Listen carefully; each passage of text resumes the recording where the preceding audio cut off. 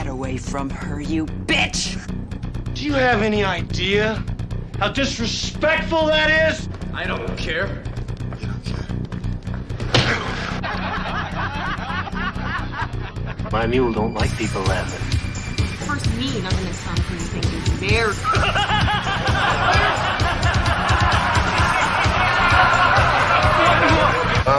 I mean, it's...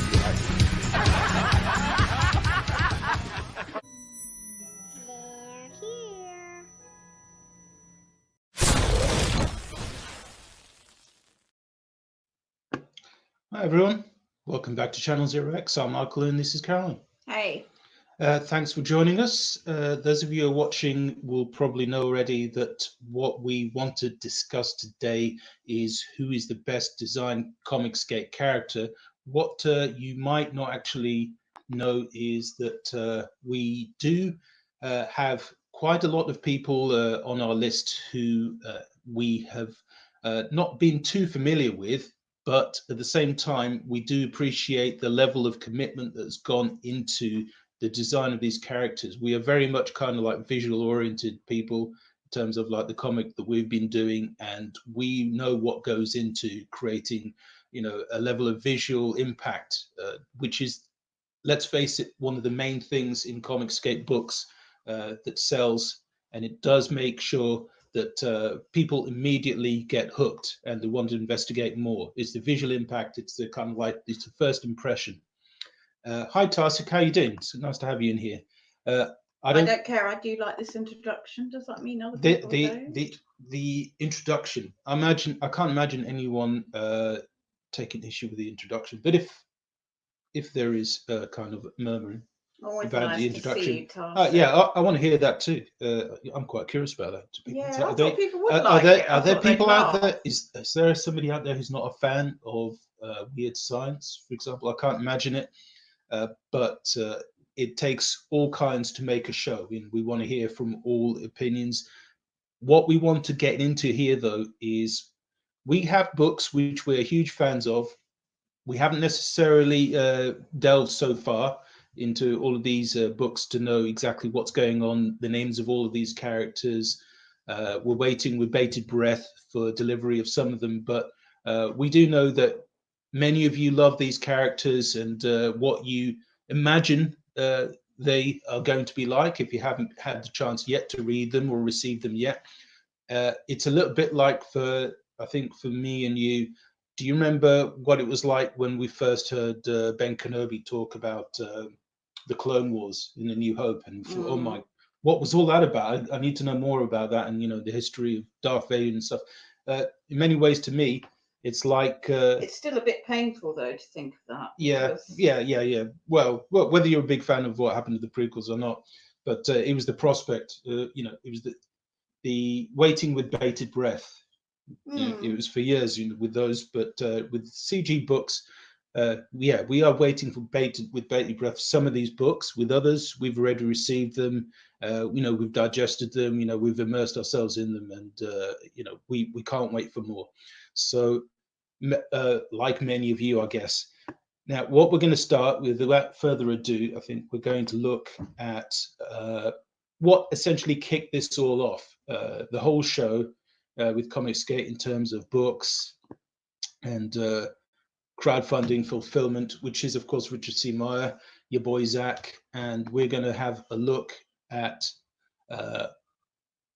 this is really, I think, the first time when people realized that Comicsgate books were going to be a serious proposition.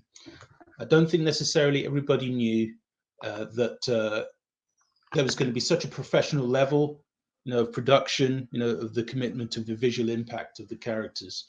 And what we have here, if you actually look closely, of course, there is signs of the G.I. Joe franchise, which hugely influenced Zach in the creation of the Jawbreakers characters. But that said, he really did go and create really his own take. There's nothing there to make you say, oh, this is like Duke or Cobra Commander or Flint or any of these other characters. These are definitely, you know, they may be cut from a similar cloth, but they're their own characters. Hey Hexalon Comics, thank you for joining us. Yeah, Nice thanks to for have joining you. us. Yeah, hope you can enjoy the show today. You know, we're pretty excited about this one because I never really have heard anyone talk too deeply about what the looks of all of these characters, how it impacts them, and what makes them want to kind of purchase. Okay, in terms of the best designer comics character, how do you? Yeah. So, rate this one? so what we got in the middle of, we've got this character. First of all, we got Cuffs actually on the bottom left-hand side. In the middle, the guy in the black, that's Silkworm. They are superhero characters. They're not just like they're not just two human characters. They do have their own abilities to various degrees. And make sure you vote, chat, at the Yeah. end, so we know. And Yeah. people who watch the video afterwards. Yeah. In the comments, Yeah. vote for your favourite. Now, I know it may be cheating to say all of the Jawbreakers, how does that count as a single character? But I think when anybody thinks of Jawbreakers, they do essentially, they don't think of them as isolated from each other. They're a group, they belong together. But yeah, you may have all your favorite characters. The central character coming right at you, that one is Silkworm. And I guess that maybe that is the one that the first guy that Zach maybe thought of in creating. But he's kind of like the central one, the cool one. But they're all pretty cool characters. They're all really seasoned combat veterans and mercenaries. But they've become basically superheroes in their own right. They're righting wrongs in the world. Well, they're going on adventures which kind of are beyond the capacity of normal military to deal with. We've got Devil Dog on the top right. We've got Hell Priest on the far right. I love the fact that you got basically a preacher with a machine gun. That always goes down well. And then on the bottom left is my own particular favorite, actually, the guy, second guy with the mask and the glowing hands, which is Knife Hands. And he's got this ability to slice through things way beyond, I suppose, the reach and grasp of his actual physical arms. And so you can imagine having a lightsaber, kind of like 100 feet long or something. That's the kind of the impact of his particular weapon system. They've all got their own abilities, but these characters, you can see immediately that there's something kind of special about them. Let's cut to just a slight different picture. We've got one from Carl Ritter, I believe, as well. And you can see a little bit more closely here. These are very kind of cool customers. Oh yeah, this is great. I really like his art. Yeah, he's you don't get any better. This is absolutely A game level art. The guy in the middle again, Silkworm. We've got Hellpriest on the left. We've got Devil Dog, and then we've got Cuffs on the right. Definitely my favorite. Yeah, and Knife Hands. Any of you who haven't checked out this book yet, just go for your life. Just dive right in. There's 3 books out now, and you got to have all of them. Complete the set. There will be more to come, but this is something that's going to be rolling, for the foreseeable future. I hope Zach never gets tired of these, but he does have plenty of other projects lined up. But Shortbreakers are they're the main event in many ways. Quickly moving on to Cyberfrog. Now, this character was designed originally in the 90s. He was kind of, in comic circles, he was a household name. A lot of people knew of him back then. He was a kind of like an indie kind of character. Not everybody who was into comics necessarily would have known about him. I'm just going to the chat. Hex Allen's saying Devil Dog would be the most obvious favourite for most, I think, and that mask sells it. Yeah. And Tarsik's saying great line work. Yeah. I like Cyberfrog and Salamander. Yeah. It's been left in no doubt that Comicsgate, in terms of production value, is every bit the equal of any production in the mainstream. But what is special about this whole movement is basically immediate engagement with the audience. There's no middleman. It's just between us and you. You're all valued, all of your opinions, all of your custom, and this is it. Any criticism as well has to be taken on board immediately. My favourite bit of Comicsgate so far is Cecil's video where he has Mike Miller punch himself. Everybody's that's got not in here, but that's my best. Everybody's anything I've seen. Everybody's got their favorite moment. This is it. The levels of there's comedy, Then there's also pathos. You've got the whole range of emotions when you're in Comicsgate. There's a lot of drama, but there's also so much commitment, so much passion thrown into the actual material itself. So there's always going to be a way of making sure that whatever kind of tone you're looking for, you're going to find in Comicsgate. The only thing you're basically not going to be finding is anybody trying to change your political outlook, essentially change the customer, because the customer is already there. You've already got them, you've already got their attention if you're engaging with them, and they're engaging with you. So all you need to do is make sure that you do the very best that you can. And there is no doubt, if you look at this image, there is no doubt that Kyle Ritter and Ethan Van Sciver, they just bring everything to the table. They will not allow anything to go just by the wayside in terms of commitment. They love these characters and they want you to love them, and you do. This is how it's meant to be. We got another image here, and if you actually home in here, this is Cyberfrog attacking the Vispers. It gives me a really good look at his actually unique body type. You've got the kind of the legs, there's the cybernetic legs, but they still follow the template, of a frog with its kind of like extendable lips. The lips. Yeah, Ethan likes the lip to be done right. Does Cyberfrog even have lips? You mean the mouth? He's kind of like not exactly got much. I like the eyes as well. Yeah, I think that there's a lot to be said for the initial design. He looks very similar to how he did in the 90s, but it's definitely what happens now is that you've got a much more streamlined look to him. I think before he was kind of like a bit more rough and ready looking. He looked more like a kind of like a, like a thug rather than a hero. And I think that was the intent. But now he's really kind of like, the really fine etching.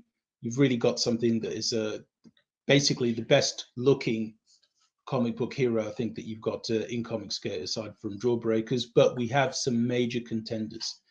And while we're on the subject of Cyberfrog, Salamandroid is also, to my mind, actually perhaps a match, or perhaps even a better design, because this one, there's something so toyetic about it. And I really think that if the mainstream actually does catch up to Comicsgate and toy manufacturers and all this kind of stuff, this is one of the main hits that I think is going to strike out in terms of the whole public finding out about Cyberfrog. Hexalon Comics is asking, is that EVS? Yes, it is EVS. Yeah. It's amazing that he's able to produce these so much regularity, because it has been said each one of the pictures, each panel could actually serve as a cover, and that's very true. Whereas most of us, when we're trying to do an individual cover, it's like there's only so much time you can put in detail and the fineness of the detail, but would somehow, I don't know whether it's his level of professionalism or just innate talent, but he's able to actually do these characters every bit as much as there'd be a huge pin-up poster every single panel. And there's no kind of character in Cyberfrog, I think, in my mind, that serves better as a poster than Salamandroid. I can't get enough of this design. And if he ever creates any other character which is probably just as amazing looking, and it could well happen, but so far, Salamandroid, I think it's got to be my fave. Yeah, Tarsik agrees with me there. He's just just a kind of timeless look, really. Just one more look, if you just indulge me, because I'm a big fan of dinosaurs, and T-Rexes and all this kind of stuff, and this Salamandroid really reminds me of all of that as well. So maybe we're going to see some dinosaurs hopefully in Cyberfrog as well. While we're on the subject of Cyberfrog, we have Heather Swain. This is one of the original drawings of her, and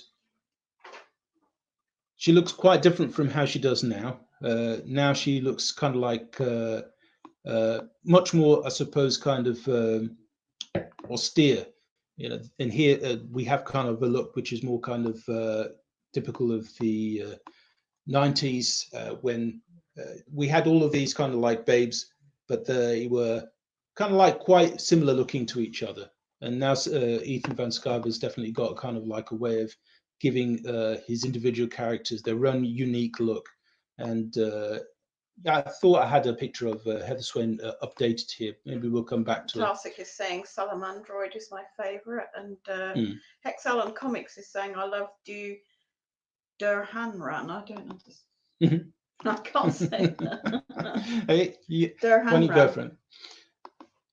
I want to move on to Andrew Huerta's Sovereign now, because he kind of like came out of the gate. Nobody was really expecting this kind of art. This is apparently influenced by hip hop and graffiti, but it's very much science fiction.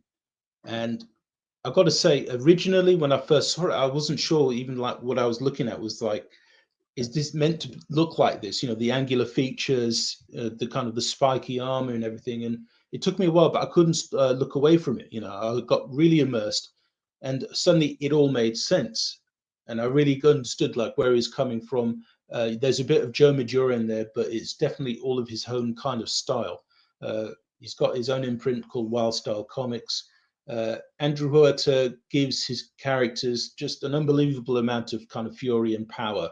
You know, you just almost immediately feel that these characters could just lunge right out of you, out of the page, out of the screen. You almost want them to, because, you know, you've got that color. I don't know if he does his own color, but even like, you know, the black and white stuff, it just seems to kind of just surge. And it seems to be that this is what he was kind of born to do. He's done previous work. I think he's worked with Ryan Coogler before.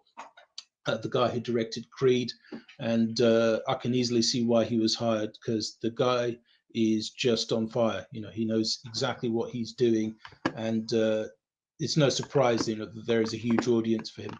You know, a lot of anticipation for this book coming up. Got another image here, which is more like kind of like the design process, kind of front on and side on profile. And this guy is, you know, kind of like a hulking character. He's meant to be, I think, like godlike in terms of his power. And I've seen a few panels where, you know, he's kind of like, you know, flying through the screen at you, and you can easily imagine, you know, the comportment of the guy, the set of his face. This isn't something you generally get in mainstream comics anymore. It's like people seem to shy away from it. Just want to greet Papa Kenisu, hey, who's just arrived. This should be a good one, he says. You've missed a few things, but yeah, hopefully. Hey, Papa, happy Friday. Happy Friday, yeah. We got bank holiday coming up on Monday as well. So in the UK, yeah, we've got a public holiday, so it's 3 days off work. Yeah. But hope you're enjoying this start to the weekend with us. You know, we're really having a blast through here because, you know, it's been a while since I've been able to look through all of these characters. And I just wanted to catch up with you guys to let you know, and all of you artists, you know, you creators out there, that you are appreciated. All of you. Yeah, yeah. You know, the efforts that you go to. As an artist as myself, and also Caroline will testify, you know, we're going through the process, design process. It's laborious, it's fun, but it's kind of, it's really hard work. Incredibly hard work. You know, and I think in the words of Andrew Huerta, you know, there's a lot of grinding involved. But I mean, it's hard enough work to come up with the designs, but for you to put them into visual form, it can be torturous. It's fun, but it can be tortuous as well. Yeah, but not torture, because that would be a step too far. You well, I don't know. You've got to step away from the desk if it becomes actual torture. Well, torturous is probably just take your own advice. Oh yeah. Oh, Papa's saying Friday's payday, so it's a good day. Absolutely. Payday is always a good day in my book. I got paid today as well. Yeah, so it is a good day. Well, don't be shy. You know, dip into whichever book grabs you. And if any of these that you've seen is something that you haven't noticed before. Don't forget Mortal Worlds, which is I don't think anyone's 2% away from its goal. 2%. It's like I'm on funding. I'm on tenterhooks.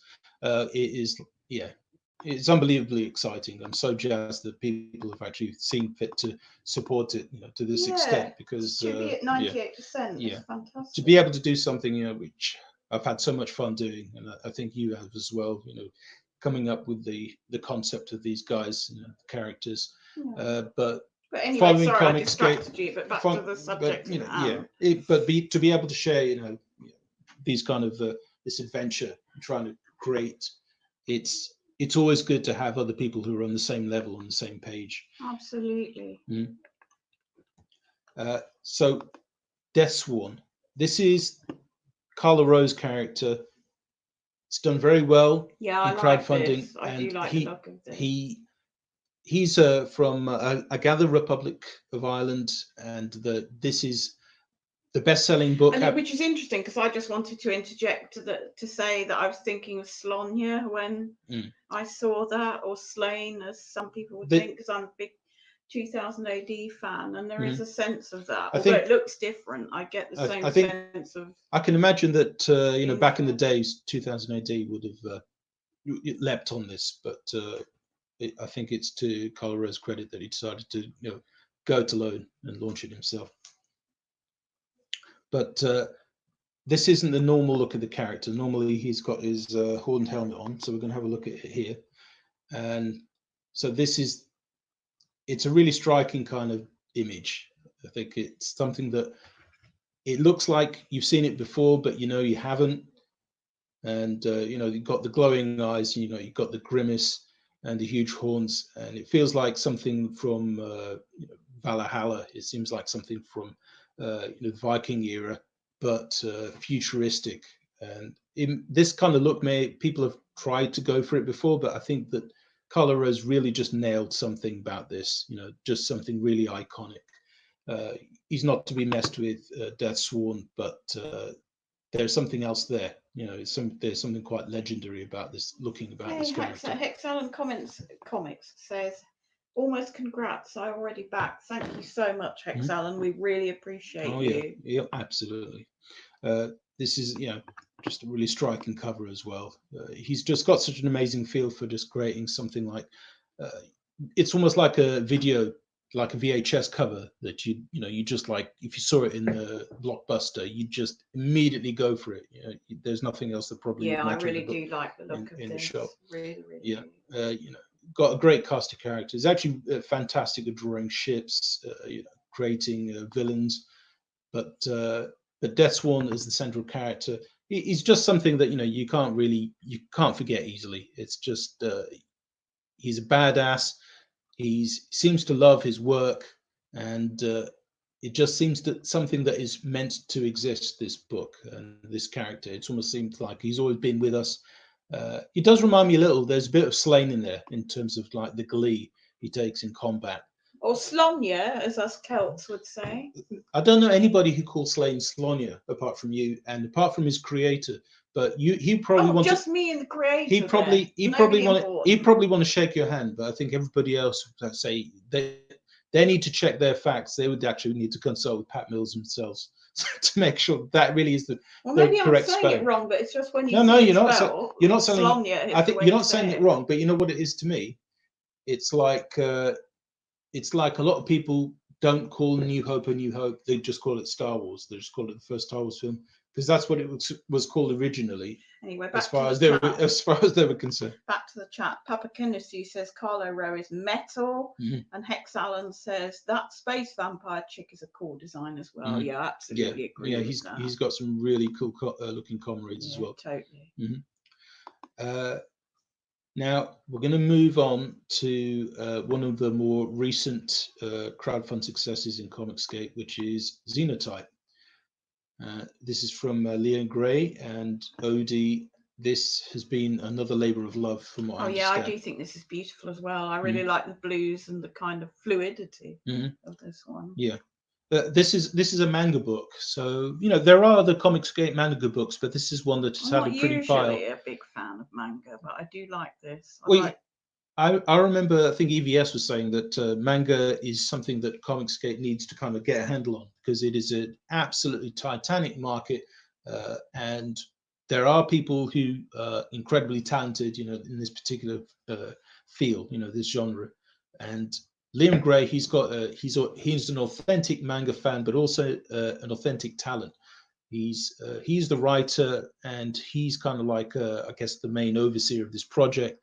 But what Odie has brought to this design, this character as well, it reminds me of these Japanese shows 70s, where they didn't take any concern about, is this practical? Can we, is this something that a character could really do? Is the armor something that they could move around properly? It was all about just make it look cool, make it work, and the rest will follow. So this seems to hark back to that to me. Yeah, there's a bit of Power Rangers in there as well, but for me, this is there's something about Kirby in here as well. There's something about Wunderkind Odie.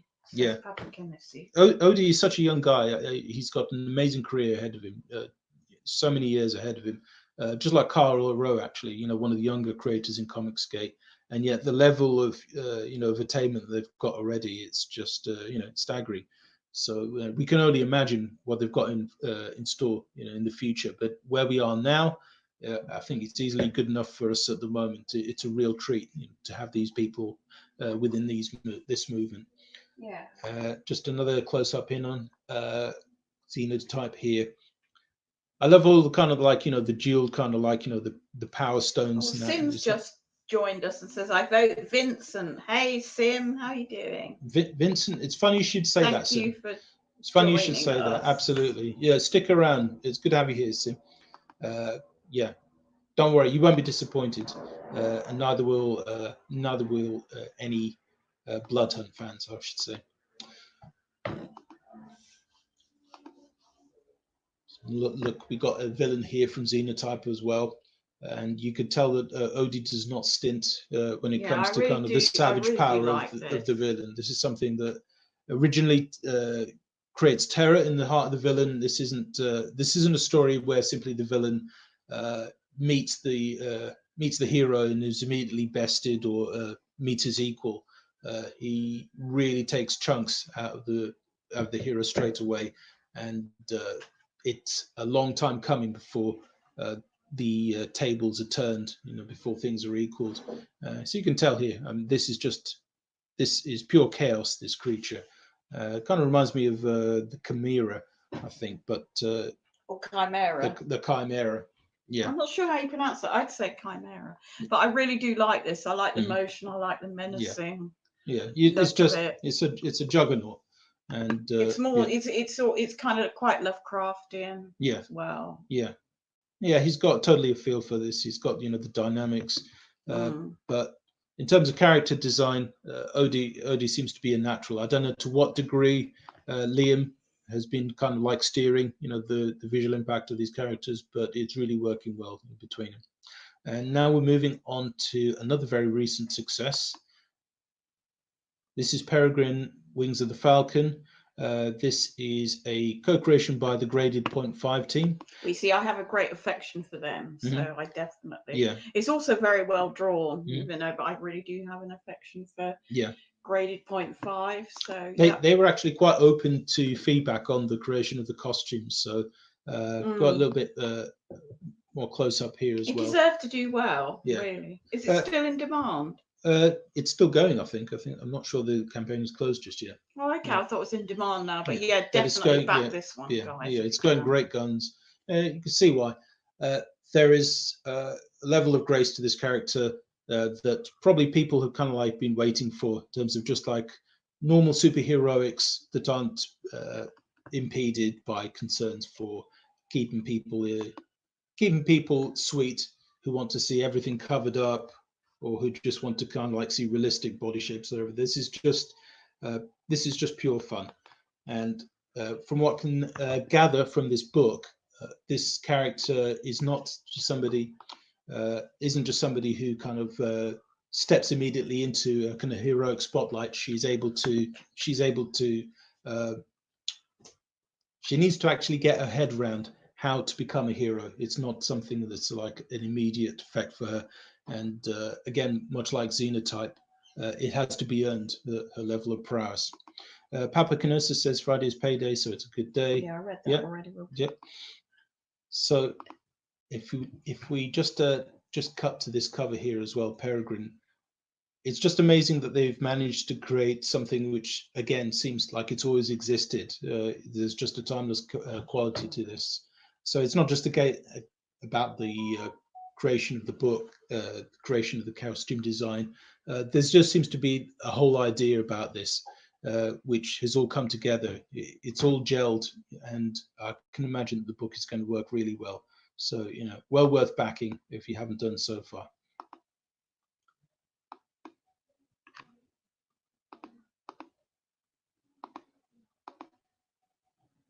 Now, you know who we're going we've to cut got, to unless you've got it, is Walk the Wizard.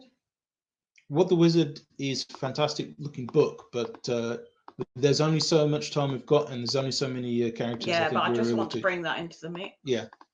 Anybody who wants to have any kind of like suggestions, who introduce here, because this is not an exhaustive list by any means. No, it absolutely isn't. Yeah, there's a whole cavalcade of character. Yeah, but for now, yeah, we might come back to more characters. I think we'd love to do that, but for now, we've just got a kind of like a taste to show today.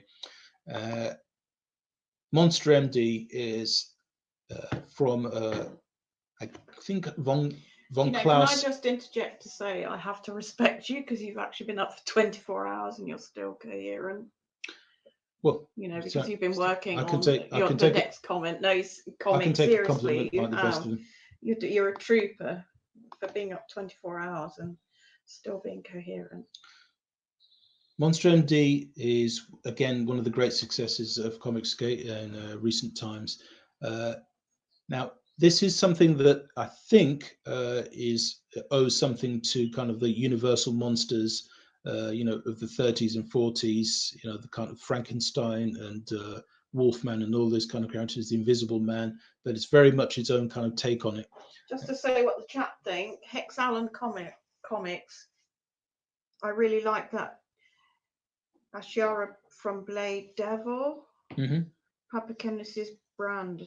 I was really thinking about including Blade Devil in this, but probably gonna have to do it in another one of the upcoming shows because it's something about all of these creators. They have really kind of unique visions, and they really have characters that I think it's almost like they've lived with these characters for quite a while, and they couldn't wait to get them out. So even characters like Blade Devil, it's another anime kind of like manga character, but it's something that is underrepresented at the moment in terms of that kind of genre in Comicsgate. But I can see that I hadn't finished off with Papa Kenneth, who says, "Don't forget Brand." We haven't included it in this, but I think Brand 2 is currently in demand, so go check that out on Indiegogo. That Brand.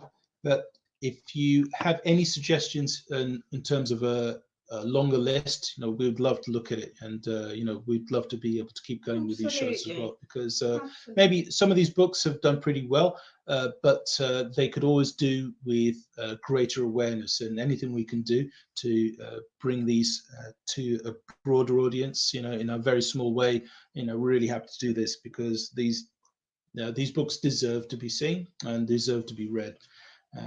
Not just on the basis of how beautifully. And remember, we have missed some out because of the time we had. I mean, I'd definitely say Walk the Wizard. Check that out as well. Mm-hmm. And with Monsters MD, we've got these two characters who kind of like they're very likable. I think that's one of the reasons why people have. Sorry, just want to say goodbye to Hex Allen. He says, "Sorry, got to run for now. Have a good day. Hail you too, Hex Allen. You have a good day too. Look after yourself, and hope you'll come back and see us again." Yeah, catch you soon, Hex Allen. This cartoony style. I think that there was an independent comic that this cartoonist did. I can't remember the name of it. About kind of like a female kind of vampire warrior, and if I miss my guess, but this is something which is. Pretty much the brainchild of von Klaus, and this is beautifully rendered, but also beautifully colored. You might notice book. It's got all of these creatures that we've kind of like come to know and love, but done in a new way. It's not a pastiche, but it's kind of like it's a little less serious. But you may not realize it's actually very well written. It's not just like an action comic. It's not just a comedy. It's about character moments with this. So this guy who is like this doctor of the mysterious and the strange and of the paranormal, he's ably assisted by his invisible nurse Heidi, who is essentially all you get to see her is these bandages and sunglasses, but it allows for some really good visual gags. And this main character as well, normally he has to have her kind of like assist, because the level of threats that he has to deal with, even with their kind of very well-equipped mystery van, they don't stop coming, and they're very kind of varied, and it's just my type of book, to be honest. We've always loved all these kind of like B movies and puppy stories, and it's good that someone's still Zaid carrying Comics the has flag. joined us. Hail Zaid Comics. Zaid says he's done Vamp Blade Comics and Zombie Tramp. Yeah, that's the book I was thinking of. Yeah, Zombie. yeah. Thanks very much, Zaid. You're Hey, totally Zaid, right. good to have you with us. That's the book I was reaching for. Yeah, that's actually do check out Vamplade as well, because just to slip in a quick one for Vestige, if you haven't included that. I don't think. Funny enough, yeah, we do have Vestige. Oh, do you? I didn't see that. We have Vestige coming up. Just one last look at Monsters MD there.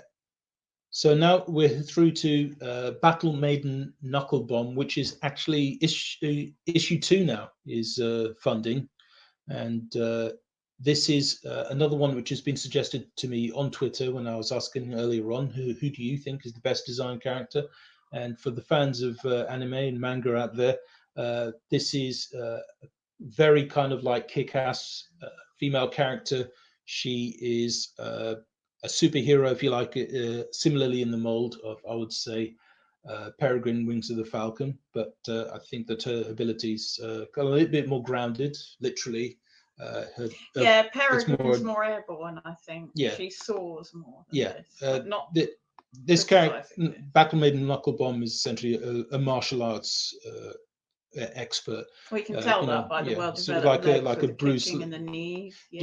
Kind of more like a female Bruce Lee. So the costume looks like a superhero costume, but she's not. I think, as far as I know, that's a really good rendition there. I like that one. Yeah, it's all about kineticism and impact, and this character, I suppose that there's a bit of Street Fighter in that as well. You see the lightning bolts around her and everything. That's kind of indicating but also surges the of power. esoteric. Yeah.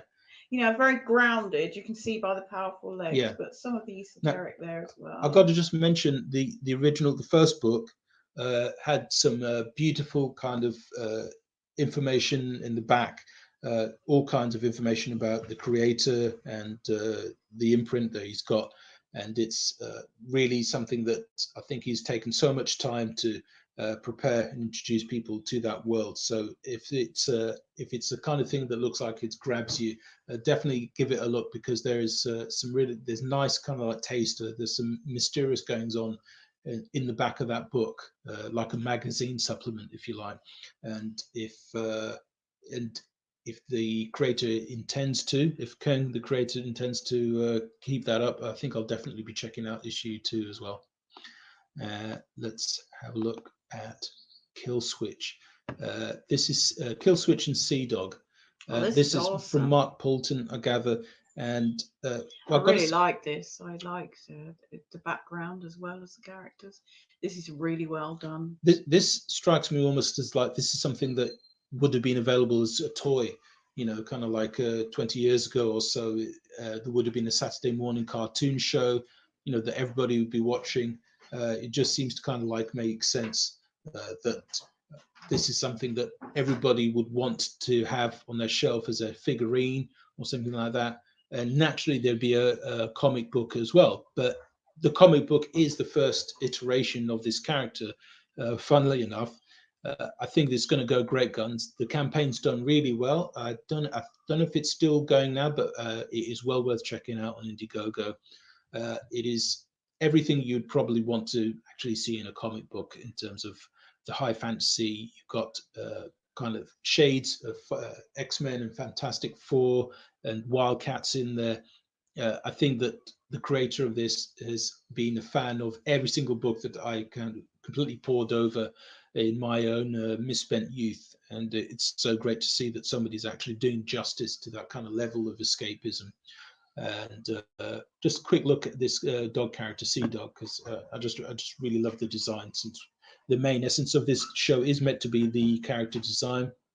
Let's have a quick read through here of this character. Not much known is about the canine champion of the deep, except he has super strength, flight, and the ability to turn into a fish. The government strike force known as codenamed Kill Switch has tried to recruit him to join their team several times, but this dog is a lone wolf. Some claim his powers come from the mysterious anchor medallion he wears around his neck, but up to this date it has not been confirmed. So, I mean, I can imagine that if like something like Scooby-Doo had actually turned serious, and maybe he'd developed arcane powers or something, this is something that we would eventually find out. And I'm going to move on to Battle Brick Road. This is Eric Weathers' project, currently funding on Indiegogo. It is going great guns as well. And this is a take on The Wizard of Oz. And it's a fantastic film. The original 1930s movie was not just a kind of like a kids film. I think it like appealed to all ages, and it was kind of like still regarded as a work of art. But there's been a few variations on that book and the movie, and this is probably the most kick-ass version I've seen of that. So you've basically got Dorothy back in Oz in full kind of combat gear, and she's assisted by I suppose more kind of like a military version of her friends that you'd be familiar with in the original book. So you do still have you've got the Scarecrow, you got the Tin Man, and you got the Lion Guy, and they look just amazing now. The Cowardly Lion. You got the Cowardly Lion is not so cowardly anymore. It looks like they've all got their shit together. They've had a little bit of an upgrade as well, and from the look of it, Dorothy is kind of leading the charge into things that have gone kind of seriously awry in the land of Oz. So I'm glad that somebody has a kind of a level of respect still for that film, that they want to bring it to a new audience. But I think we're going to just quickly look at the cover of this book, because you've got the flying monkeys as well. This is just amazing artwork. I can't believe that Eric Weathers, I mean, Eric is mostly known for doing lettering for so many Comicsgate projects. The term hardest working man in Comicsgate, or person in Comicsgate, is thrown around a lot, but I think Eric Weathers is another one who is definitely a contender for that. And yeah, he is absolutely for real. This is a beautifully painted artwork, and I can't wait to see what the final book is like. Definitely back this now. Just want to say hail to Commie Mark. Hail, Commie Mark. Thank you for joining us. And Kim Il-sung should probably be in part 2. Yeah. Hi, Mark. Good to have you in the chat with us. I hope you're doing good. Hope you're going to have a good weekend. Looking forward to a nice bank holiday break.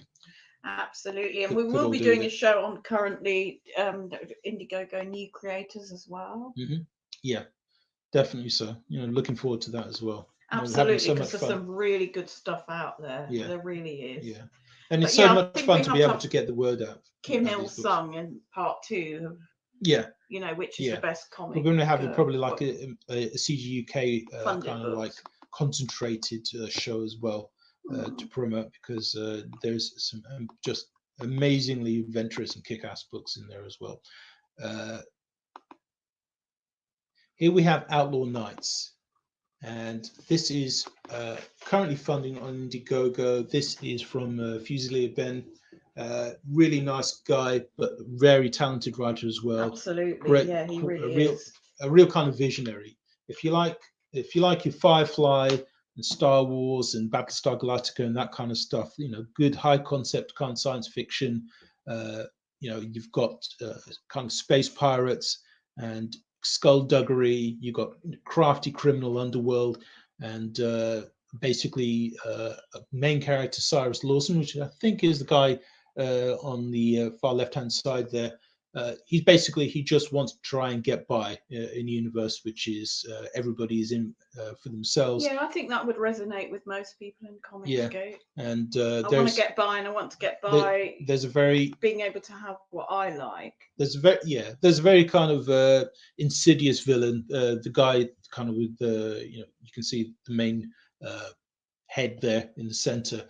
He kind of like there's shades there of Snake Plissken from Escape from New York, which I'm a huge fan of. Kurt Russell was just so awesome in that role. I think that there's kind of definitely an influence there. But this time he's not simply an anti-hero. This guy, I think, if I don't miss my guess, is a villain of the piece. Whereas the guys kind of like ranged around him are more of the good guys. But of course, this is just such a beautifully drawn book. It's by the art is by Render Contender, and it is just so professional looking. It's just blows my mind the level of kind of attention to detail that so many of these creators have. So definitely check out Outlaw Knights if you can. It is highly recommended, and Ben is a fantastic guy as well. Yeah, he really is. He's Fantastic. awesome. You know, he just wants to give good service, and he's a great artist. He's a lovely person. And he's a great addition to CG. Yeah, definitely throw some shekels around to this back book. Yeah, throw some support this way, because Outlaw Knights definitely needs to get funded. Okay. And coming up towards the end of this show with Blood Hunt, which is Simon Simpothier's. Oh, absolutely. What a good way to end. This, I love Blade. I've got to say, Wesley Snipes kind of like probably my favorite vampire. And Blood Hunt with his vampire hunter, Vince, kind of vampire. I don't know if he's a day walker himself, but he's just such fantastically designed. He's got this visual impact. He's got the white hair and fangs and the dust coat, the two kind of like pistols. It just kind of screams cool, and it just has to become a movie sooner rather than later. I love the kind of the belt buckles with the skulls. You've got the 3 skulls. Yeah, it is awesome. As well. He's got the shades, and it just, again, you look at it and you think, have I seen this before somewhere? Definitely you haven't seen this anywhere before, but it's just that he's got such a good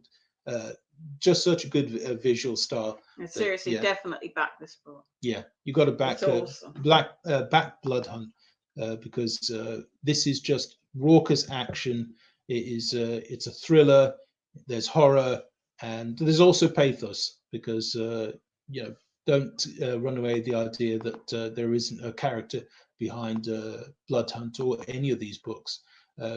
It's all about creating the whole package, and everybody needs to kind of, I suppose, who is outside of Comicsgate and working on books which don't concern themselves so much with just trying to entertain. They need to cast aside the preaching and the choir and the soapboxing and everything, and just remember that this is what it's all about. Speaking of which, this is our final outing for today, which is Vestige. And Vestige has done fantastically well. I mentioned Vestige earlier. Yeah, I think that they're into the 6 figures young lady club now. Very well earned. So I think this is a creation of Hanzo and Rowe, and they have really put everything into this project. Donald DeLay is the artist, and as you can see, I can't remember the name of this. Was this the main character? Will somebody let me know? Is it Maddie? Something like that. But for the longest time, I thought that the character was called Vestige. Gargoyle's just joined us. Hail, Gargoyle. Good to have you with us. Yay. We're just going through some CG books to see it's great to have you with us. Characters. We are going to be wrapping up in just a minute. This is part 1 of part 2 of Sim. Yeah, hell yeah. Oh, hell yeah. This is probably the first part of a 2-part show about who's the best character in Comicsgate books. We've gone through some really good ones today. Awesome ones. We'll probably have a second go through this one and then look at books that are funding now. You know who this is? To you. You know who drew this? This particular image, we've got Ethan Van Sciver again. This is the cover. No, I'm sure Ro would like it if I say Ethan Van Sciver. Yeah.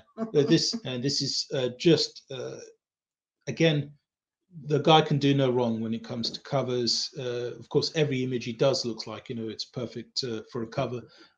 But I'm glad that Roe went with this, even though, a variation with Donald DeLay would be very welcome as well. But again, in terms of like a visual, panache, it's just everything you want there, in a main character. You just immediately want to follow the adventures of this. Yeah. And if you haven't already, if they still have the opportunity, do back Vestige now, because there's just no way you're going to be disappointed. Donald Is it DeLay. still in demand? I've got to check soon. Yeah. Check for yourself, because Donald DeLay, he is an absolute. He's kind of like a chameleon in terms of artistic ability. He did do other projects like Brutus, and they all kind of. Gargoyle says, "Hail, hail, Caesar." Hail to Caesar. Again, hail to the chat. So, and it looks like Sim's just said, "I'm in the back room," and Sim wants to join us. Sim is with us at the moment. Thanks very much. Let him in. Yeah, thanks for coming. How you doing? I'm doing good. I tried to jump in. I was in the back while you were talking about Vincent. I'm like, come on, give me in. It would be funny, but no. We missed you. We're just rubbish. We're just learning. We're still learning live stream. It's great to have you with us. Thank you for coming in. Simon, it's my pleasure. And Simon, is there anything you want to tell us about Blood Hunt? Yes, you don't want to miss it because it's closing in a week or two. I got the print file right now. I'm ordering the proof as we speak, and I should be ordering the prints next week. So if people still want that sketch card that come with the physical book, it's now, because it's all the sketch cards and stretch goal perks are getting stopped at Sunday. So this is kind of something which has been a long time coming for you, I think, in terms of Blood Hunt. There's a lot of people who've been clamoring for this book. Can I just say about clamoring? El Gargoyle just said, "Now give us 30 more minutes." And in honor of Sim, I think we probably should. Are people going to be seeing any more Blood Hunt in the future, Sim? I do have 2 sequels planned, but like I keep telling people, like I plan them like a movie. So that one's a one shot with with an open sequel, a bit like when you watch like John Wick or all those other type of movies. Like you leave not with a cliffhanger, but with an opening that there's more to come, right? Yeah. But I do have 2 sequels. To people's appetite. And you've also got the Natverse coming out. So this is kind of like a separate universe, I guess, from the Blood Hunt. Yes, Blood Hunt right now stands by itself. Tales from the Natverse is me reprinting all the short stories that I had done before here in Canada of Nat the Merc. It's like all short stories that were in a book that was like a bit like heavy metal called Zidara 9. And right now I'm taking all of those short stories and adding 2 more that had never been published. And all of those stories all linked and are connected to the series that's coming out, Nat the Merc, that's starting in CG Jumpstart. So it's a world building short story thing. That's another thing. I'm just so excited about Jumpstart as well, to see you guys, the level of passion that you commit to these characters and these worlds. It's just, it's just so exciting to see. People will find out what I've been doing for the last year. I think everybody's itching to find out, not just me.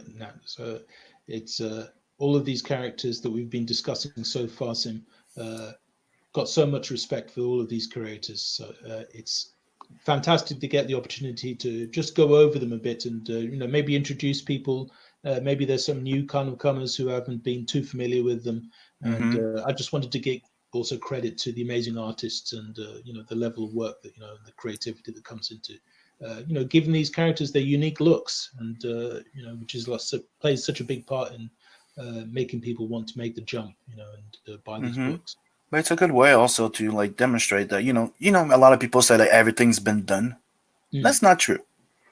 Every basic story, every basic thing has been done, but you can always come with a fresh and original design. You can also come with a cool and original way of telling that said story. Like everybody can tell like the Bible story, right? Yeah, in different ways. You're exactly right. It always makes me laugh when anybody says, it's all been done.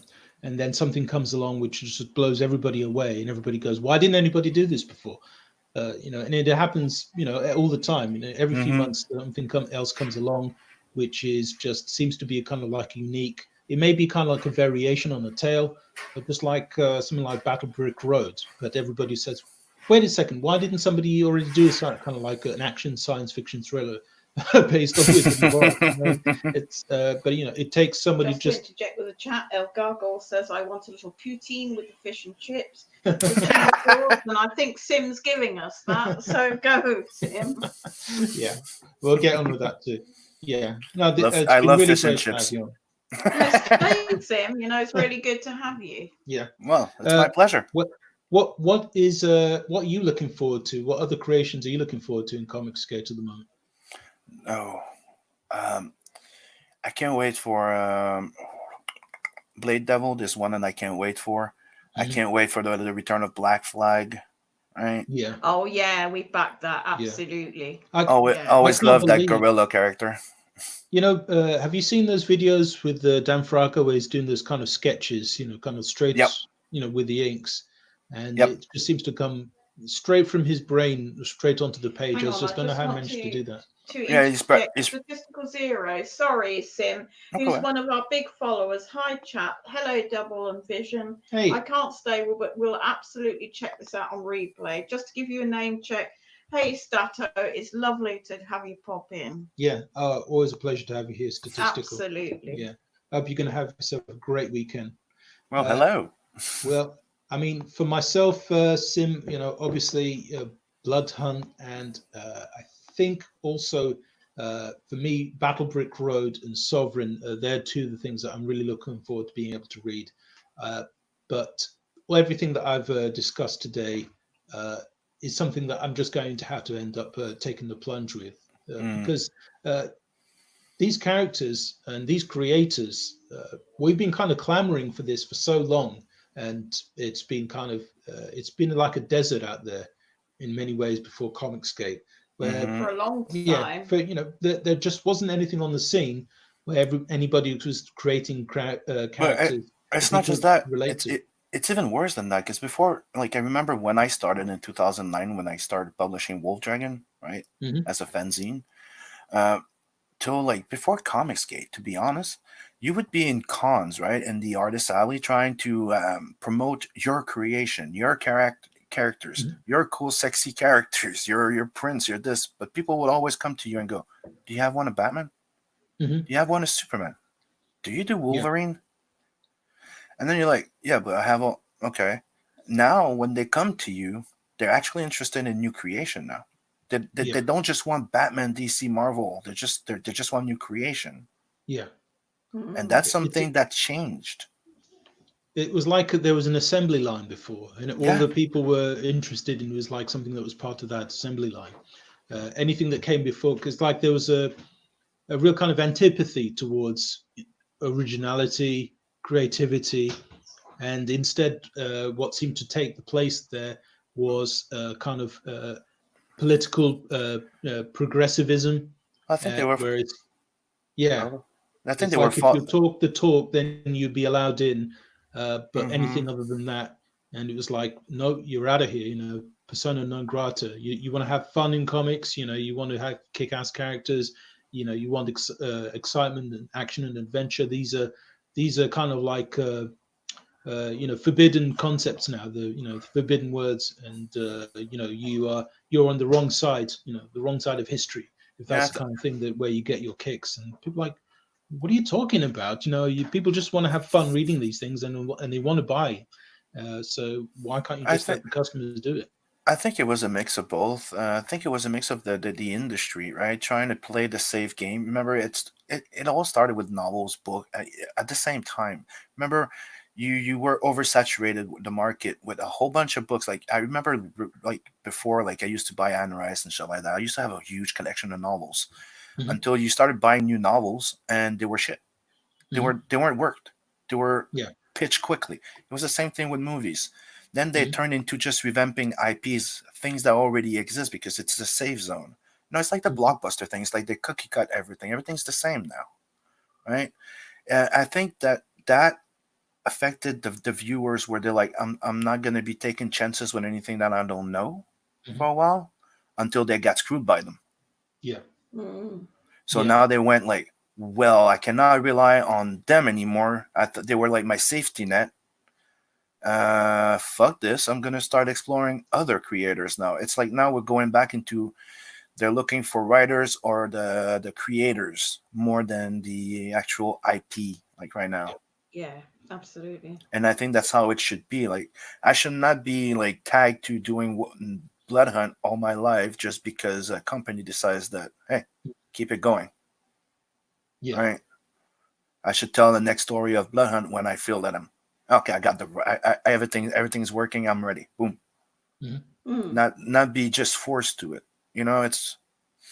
That's why when I came in here, like I didn't want to just go. At first, I wanted to start with Not the Merc, right?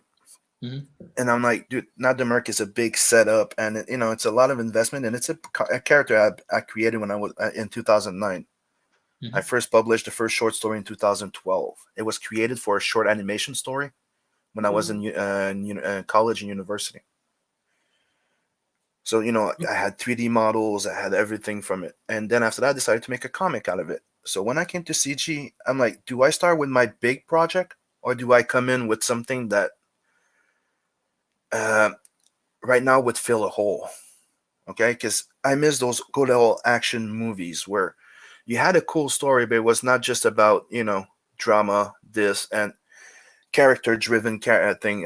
Like you start the story, you don't know shit about the character, but you start you grow as you go along and you get to know the character, right? Yeah. There's an environment that's not very friendly to it. It's not cookie shaped for him, right? So I'm like, there's no more horror. I miss those good old. Remember the movies like Payback, Shoot 'Em Up? Absolutely, I miss all that too.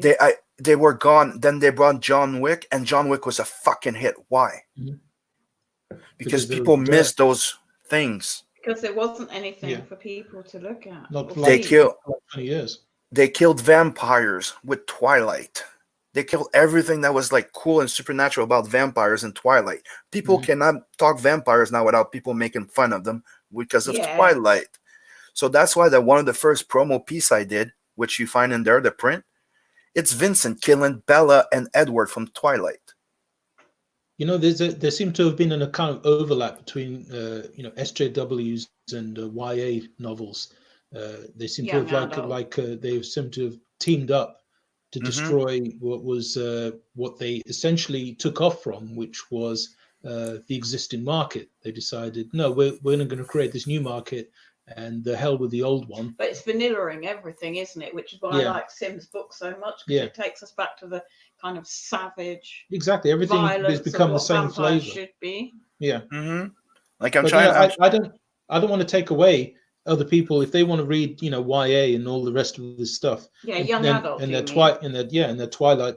Yes, so be it. No problem at all. But I'm not sure. But you just don't take away other people's choice. I'm not exactly. Sure I think they're trying to remove the choice. They're trying to. That's exactly it. There's a choice. Yeah. I agree with you guys 100%. That's what they want. Technically, it's like, this is our narrative and nobody else is allowed to do anything else. I'm like, whoa. You can do your furry thing. You can do your gay thing. I don't give a fuck. Do whatever you want. Do it right. Do your thing. Yeah. Don't complain if you're, it's like me. When I came in with Blood Hunt, I'm like, I know I'm doing horror and I'm doing like an action flick, but I know I'm doing horror. So I'm in something called a niche of a market. I know that it might not be my biggest marketable IP compared to maybe Not the Merc and Wolf Dragon. So should I expect to make as much money as something that's more family friendly in general, like for Cyberfrog? Fuck no. But you've got to do your own thing, Sim, and I think your thing is going to be picked up by a lot of people, especially in demand, because I think younger people, I love it, but I think younger people need to not have the vanillaization of vampires, as you were saying. Like vampires can be badass. They were fucking badass. Like they I'm a big badass. We don't need vanillaization. Like I'm a big fan of John Carpenter, and that movie he did Vampires was awesome. And people, if you like John Carpenter and Robert Rodriguez, those are my heroes. Those are my heroes in movies. So you're gonna love Blood Hunt.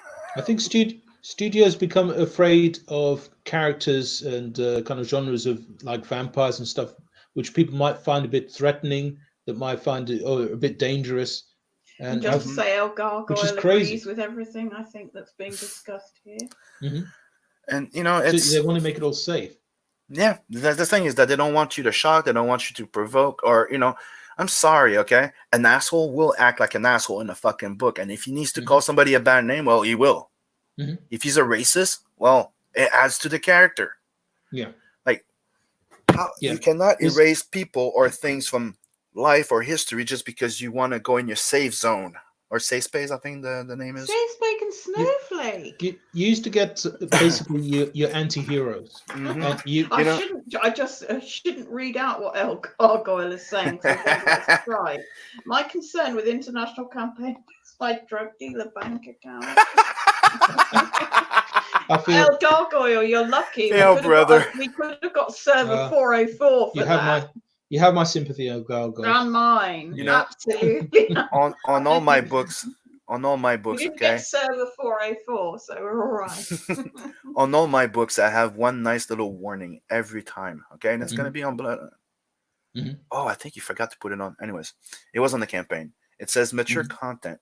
And around it goes extreme violence, sexual language, nudity, dark humor, politically incorrect, not safe zone friendly, rated R, not for wussies.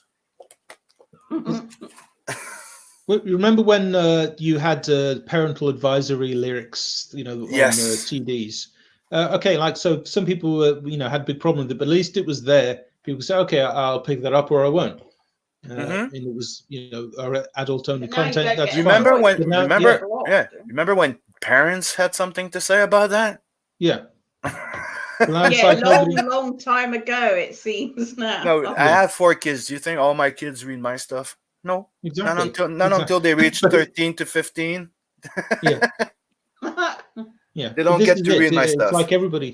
It's like everybody now thinks that they've got to write stuff for kids or adults, with the emotional intelligence of kids.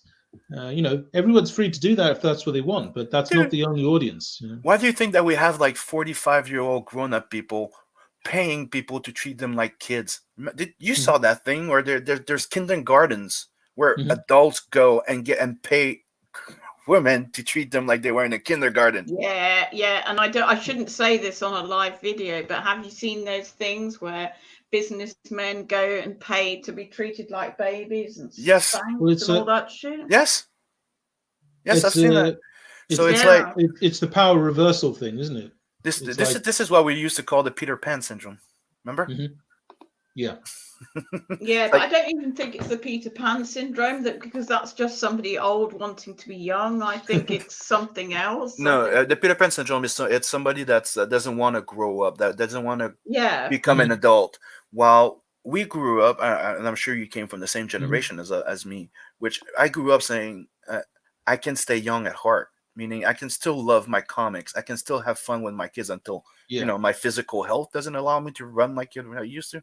Yeah, if you can accept it, as a natural part of yourself, then you don't. But you still need to be mature and responsible about shit.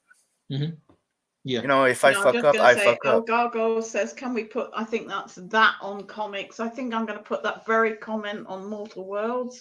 If we fund that 2%, El Gargoyle, I think I'm going to literally put your last comment at 904 on our comic.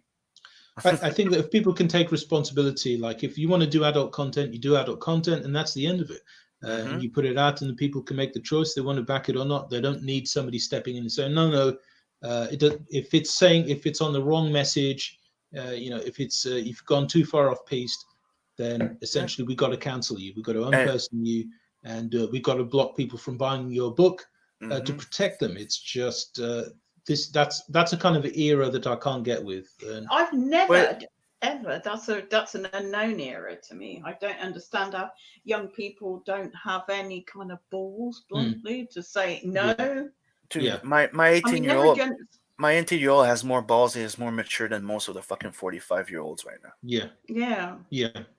This is the age we've gotten to, but I think slowly we're starting to gain some ground back. So I mean, thanks to people like you, Nat, and thanks to all of the people that we've been discussing today. the audiences finally getting to have their say and saying, this is actually the material we want, and we're not going to allow people to take it from us.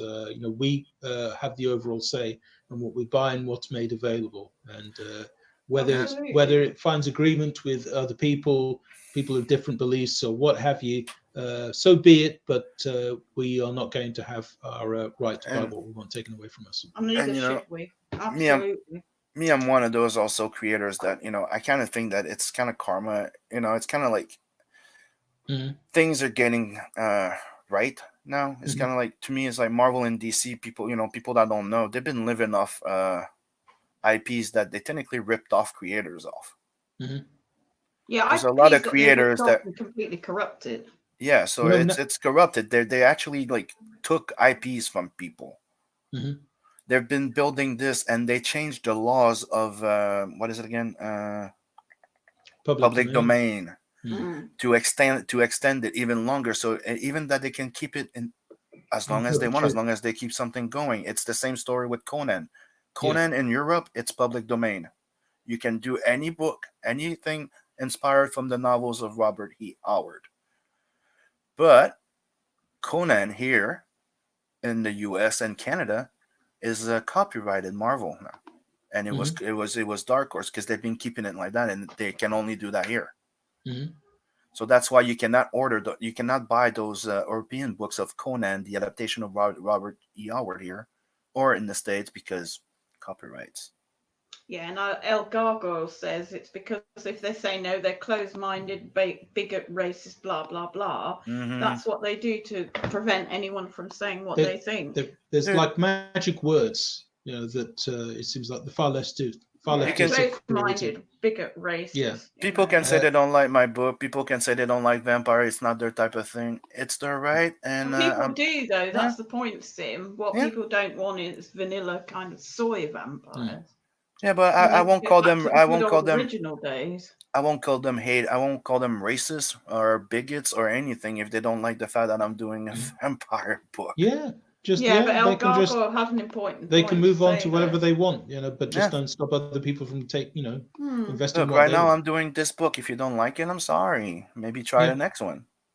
Yeah, absolutely. No, I wanted to do this book, and that's capitalism. And if they want, but it's also creative. No, I don't think it is capitalism. Capitalism is a result of the creativity. If people want to buy it, they will. And it's the free market. Yeah, they will. Yeah, exactly. It's free market. It's like everybody should have access to the same tools. You could say, right? Everybody could have access to the same promotional tools and stuff like that. Everybody has, it's like equal opportunity, but not equal outcome. I think that's the best way of saying it. It's like work hard, earn it. Everybody's allowed to try for it. The best one makes it. Exactly. If progressives want to put it to the test, they can allow all of the consumers to say, "Okay, we love this stuff. We want to see more of Snowflake and Safe Space and the New Warriors that is in 2020. This is what we're all about now."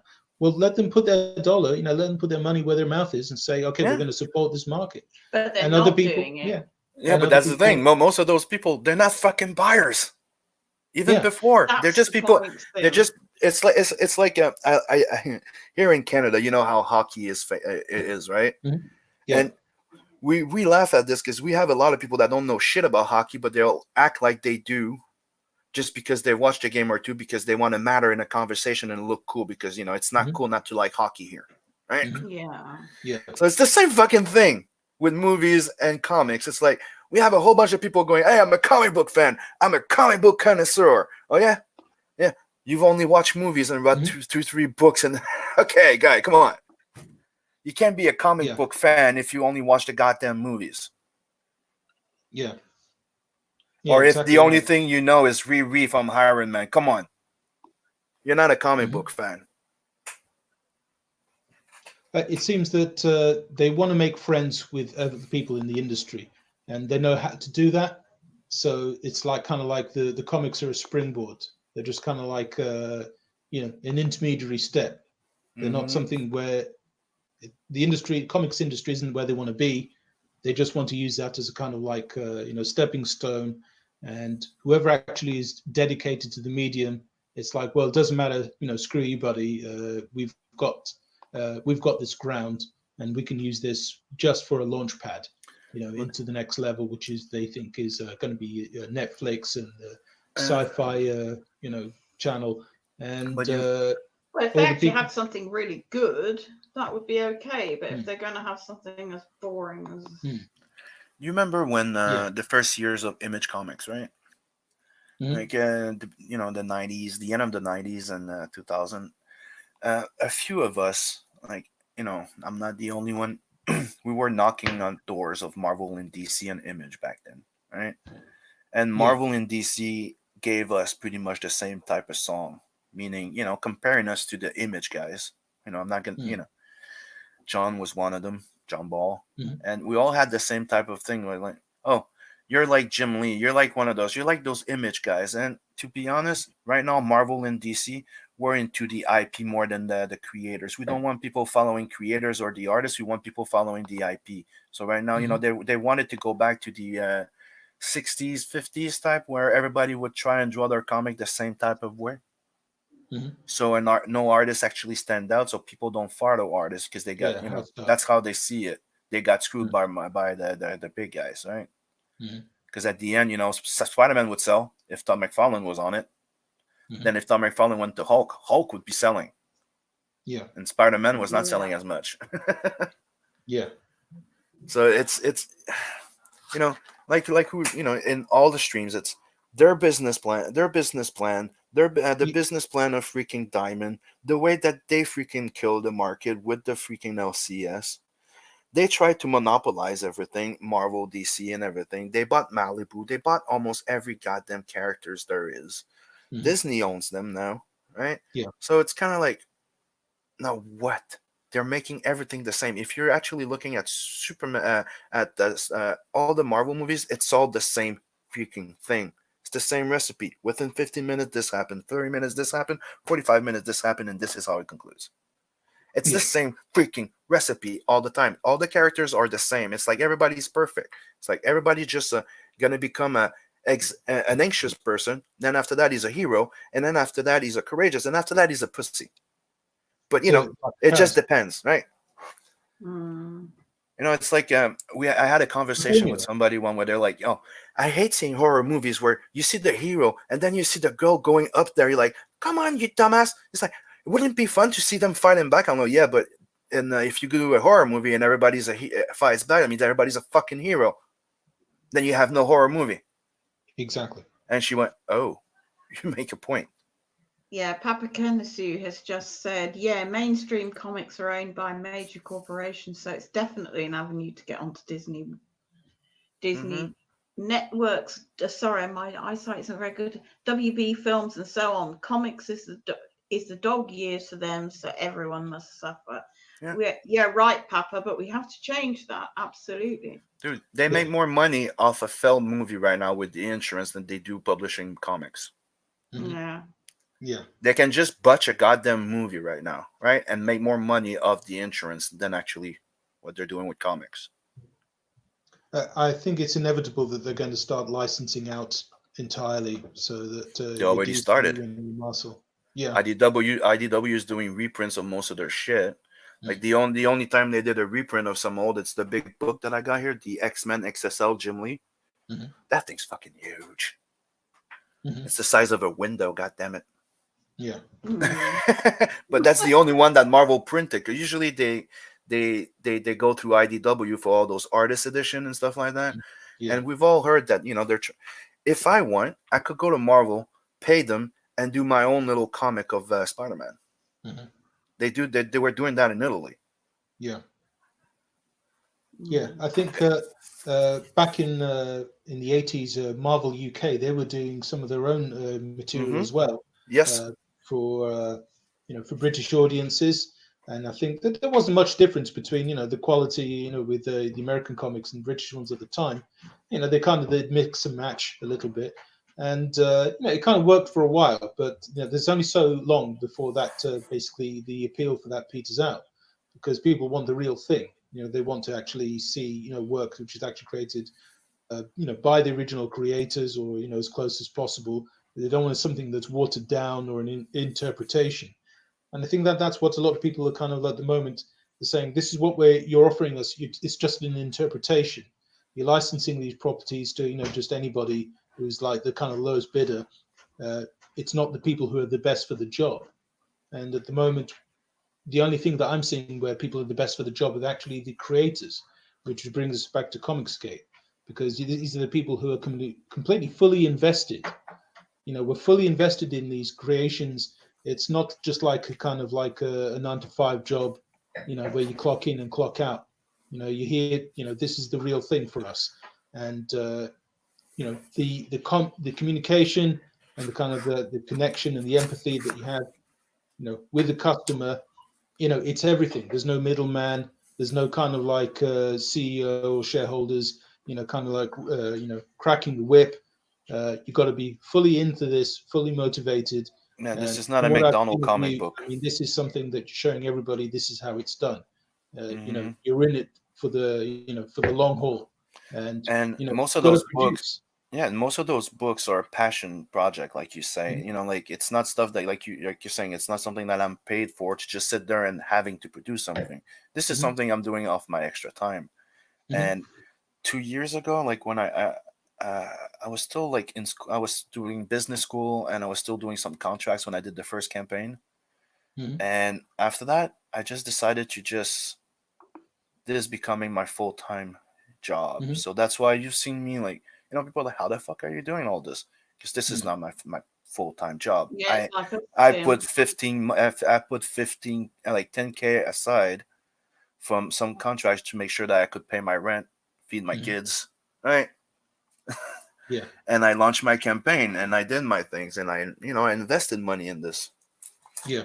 Yeah, absolutely. You've been, it's about being professional, treating your property, the way you'd want somebody else to treat it. Because otherwise, you guys have heard stuff that happened to me. I got hit by SJW through my LinkedIn, Facebook, right? I lost some contracts. I almost lost everything at a certain point in my life. I didn't cry about it.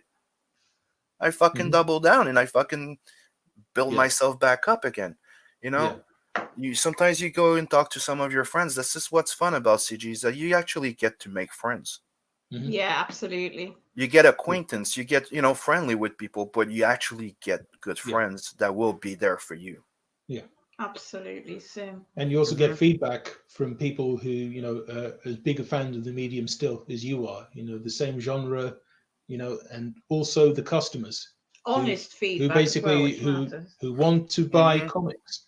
They're not in it because they want to buy kind of plushies and Funko Pops or whatever. They want to buy the comics. And they want to buy ones that they're going to enjoy. Sometimes so may as well be the people you listen to. Yeah, sometimes some people say I can be too blunt, but sometimes I'd rather be blunt than being fake. Yeah. Sometimes it's good, it's like it's two-way. The audience can be blunt. The fans can be blunt. The creators can be blunt, and they meet each other in the middle and say, "Hey, actually, we can do business here." Yeah. Yeah. I think that honesty is not always comfortable, right? For both, and I think that it's something that's worthwhile because just going yes man, it's never a good thing. Yes man is never a good thing to be. Like that's why we're all here, Sim, because we all decided no, we don't want to be yes man. Sim, I'm interested in your opinion about this. El Gargoyle says, I didn't like Brad Zarilla, but I didn't go insult the fans that bought it, and I won't criticize her success. Exactly. So it's talking about Anna there with the Vampirilla cover. My stance on it is quite simple. Okay, I think it's weird that she got a deal, but I think it's totally understandable. She's friends with them. She's on their show, and she has a freaking high count subscribers on her freaking channel. Yeah. Now, did she get a deal because she has a thing and she's friends with Ethan? Yeah. Is that a bad thing? No. Do I like the cover? Fuck no. Right? That's my blunt. That's my expression. I don't like it. I think she could have done better. Probably because somebody showed me some stuff that she did. Okay. She tried something. I don't like it, but I don't promote any of the diamond thing. It's not just her. Even Ethan, I don't share his. I don't support that diamond thing personally. Okay. One of the things that I used to tell people that get frustrated about it is the fact why is she CG? That I do understand. Why is she CG now because of this? That is a good point, right? If she never said she's CG because now she has one, diamond is CG, I can understand that point. But on the point that she got the deal, come on. And if she's stealing money from us, she's not stealing money from us. The people backing her that's book are the ridiculous. I people, think we have are to her be. fans and our YouTube fans, and the people that are CG that would back your book, that went and backed her book, would still back your book. So it's not like she's making us lose They're also money. the Fandom Menace sim, which is, for Star Wars fans. I mean, the Fandom Menace and the resistance to the awfulness of the sequels. That's definitely where, it doesn't matter what she does. I mean, the fact that they you can't steal money from the audience. That. They decide what they're going to spend money on. I just want to greet Bristolian Geek Dave. Good to have you with us. Hail Channel 0X, hail CG and CG UK. Hail the chat. Good to have you with us. Hail Bristolian Greek Dave. Bristolian, we are going to be wrapping up soon. Thanks very everyone. much for joining us. I hope if you only just joined us that you can catch up on the video update. And also join us again. It's really good to have you. But no, on the Anna question, it's ridiculous. I mean, she's Fandom Menace, and for me, that's completely okay. I didn't buy her cover, but it's ridiculous. On the note of Fandom Menace, I mean, I can totally understand Dynamite Comics. Going after that money. They're in it as business. And it's business. She has a lot of followers, and she has a big demographic called the Fandom Menace. Yeah. But she also has a legitimate presence in the fact that she talks about Star Wars to me. Are you a Star Wars fan? Well, yes. I was going to say was, but yes. Yeah, was. Yeah, absolutely. So you're with us on this. Yeah. But, I mean, if you have a huge audience, there's going to be other people who want to work with you. And and they want to do business with you. So that's really what's happened with Anna. It's not going to be for everybody, and I would ask everybody to bear in mind, you are ultimately the decider of where your money is going to go. If somebody's producing something that isn't to your taste, take your money elsewhere, and there's always people who will be more than willing to try and meet what you're after. But that's all you need to do. You don't need to engage in all the other stuff. Yeah, it's just find where the fun is at for you, and you will be more than I think you will be more than happy with the people you find who want to do business with you. Yeah, and if and somehow it upsets you for some kind of reason, like I said, there's good reasons, right? There's good reasoning why some people could be upset of certain things and that, but you don't have to go ballistic. Just don't buy it. Don't promote it. Like, I don't agree with the idea of trying to make Diamond CG, right? So I've never retweeted any of Ethan, even Fraga, or any of them. I just don't believe in that at all. So I don't retweet it. Do I go all out going all those fun? No, they're allowed to try what they want. I just won't. I just won't get behind it. I love the fact that you just tell it exactly how you see it now. Simply because everybody who is in CG, whatever kind of group or faction that some people may think that they're at, they're all entitled to their own opinion, and they've got to voice that opinion. Because without that, how's anybody going to know what audience is out there? Exactly. And what people want? It doesn't have to turn into a war. Like I always say, voice your opinion. Like when you do stuff like that, when something pisses you off and you express your opinion and you act like a cool guy. Don't look at explosions. So you put that comment there. You say your piece, and then you turn around while it blows. You go, yes, I'm cool, and I'm not looking back. And that's it. Just like everybody's allowed to express. And when I'm not happy, I'm going to express myself. This is how CG got created. So. That's another thing. I don't like people trying to shut people, going, "Oh, CG people should not criticize others." Dude, everybody's allowed to say the thing, but why? It doesn't have to be in chastising or turning into a freaking defamation war. Just because You don't have to take what people say, you know, to heart. It's, you know, it's one Yeah. person's opinion or however many people, but in the end, you know, you got to walk your own road. You know?